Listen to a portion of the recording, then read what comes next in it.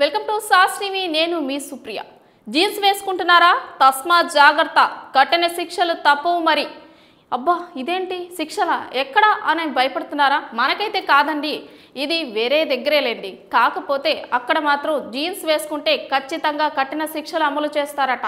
అంతటి ప్రాబ్లమ్స్ అక్కడ ఫేస్ చేయాల్సి ఉంటుంది. ఇంతకీ ఏంటి ఆ ప్లేసు, ఎక్కడ కథ అని తెలుసుకుందాం. జీన్స్ అంటే చాలా మందికి ఇష్టం. చిన్న పెద్ద, ఆడ మగ అనే తేడా తెలియకుండా మన దేశంలో చాలా మంది జీన్స్ ధరిస్తుంటారు. అయితే కొన్ని దేశాల్లో జీన్స్ ధరించడం నేరం, దీనికి శిక్షలు కూడా ఉంటాయి. ప్రపంచంలోనే చాలా మంది పురుషులు జీన్స్ ధరిస్తారు. అన్ని బట్టలలో జీన్స్ వారికి ఇష్టమైన దుస్తులలో ఒకటి. ఈ రోజుల్లో పురుషులే కాదు, మహిళలు కూడా జీన్స్ ఎంచుకుంటున్నారు. అయితే కొన్ని దేశాలు మాత్రం జీన్స్ వేసుకోవడంపై నిషేధం విధించాయి. జీన్స్ పేద నుండి ధనవంతుల వరకు ప్రతి ఒక్కరిలో బాగా పాపులర్ అయిన డ్రెస్. ఇలాంటి పరిస్థితుల్లో జీన్స్ని ఏ దేశంలోనైనా నిషేధించవచ్చు అనుకుంటే ఆశ్చర్యంగా అనిపిస్తుంటుంది. అయితే జీన్స్పై నిషేధం విధించిన దేశం ప్రపంచంలోనే ఉంది. అక్కడ ప్రజలు ఇష్టమున్నా కూడా జీన్స్ ధరించలేరు.